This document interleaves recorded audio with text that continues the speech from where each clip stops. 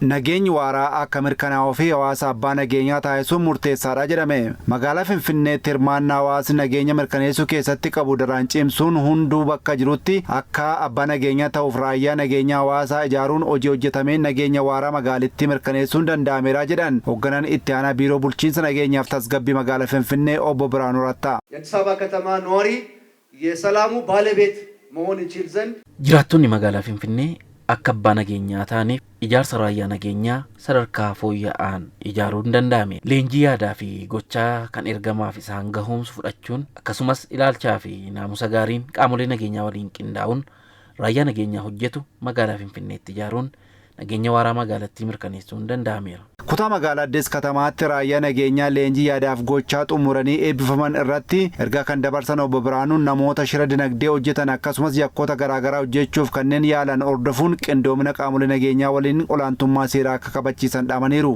ጸጉረ ለውጥ እንቅስቃሴ በመከታተል የኢኮኖሚ አሻጥር የሚሰሩ አካላትን በመከታተል namoota fuula haaraa hordofuun kanneen shira dinagdee hojjetan qaamolee nageenyaa keenya waliin qindoomuun yakka ittisuun gahee keessan bahuu qabdu. Hojii raawwachiisaan olaanaa Addis Katamaa Botaar Raqeenya Warqinaa gama isaaniitiin kutaan magaalaa Addis Katamaa kan sochiin dinagdee bal'inaan keessatti hojjetamu waan ta'eef hojii daldalaa rakkoo tokko malee akka hojjetamuu fi leenjifamtoonni ogummaa argatanitti gargaaramanii ergama itti kenname sirnaan akka galmaan ga'an gaafataniiru. ይሄ ስልጠና ደግሞ ተጨማሪ አቅም አድርጋችሁ leenjii kana humna dabalataa godhatanii kutaa magaalaa keenyaatti hojii nageenyaa jalqabame akka jabeessitan hawaasni keenya nagayaan bahee akka nagayaan galu hojiin daldalaa akka rakkoo malee hojjetamu olaantummaa seeraa mirkaneessuuf waardiyyaa ta'uu qabdu. Leenjiin nageenya waaraa naannoo keenyaa mirkaneessuuf kan nu gargaarudha jedhan kanneen eebbifaman. Nageenya irratti kan leenjiin keenya nageenya naannoo keenyaa eegsisuudha.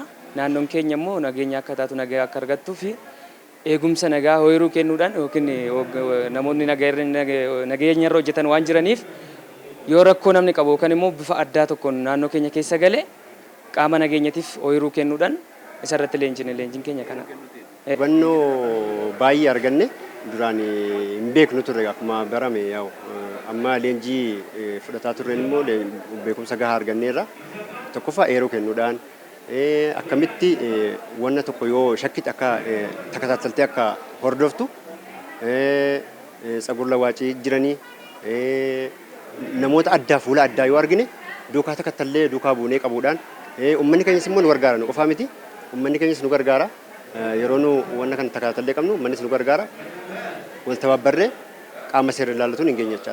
Nageenya mirkaneessuun kan qaama tokko qofa osoo hin taane kan hawaasa bal'aa waan ta'eef hawaasni hunduu akka isaan deeggarus gaafataniiru eebbifamtoonni dubbisne. Nageenya guutumaan guututti hin fida jedhee yaada. Fakkeenyaaf namni nageenya kan eegsisu mana isaatii keessaa jalqaba waan ta'eef nageenyi kan jalqabu dura manaati.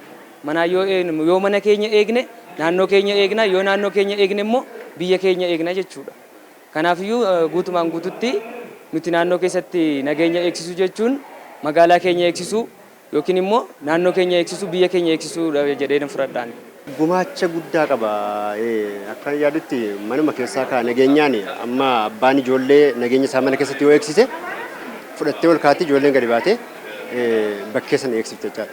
Nus akkasuma akkuma amma leenjii irratti fudhanneen nageenya keenya eegsisuudhaaf mulu qophiidha.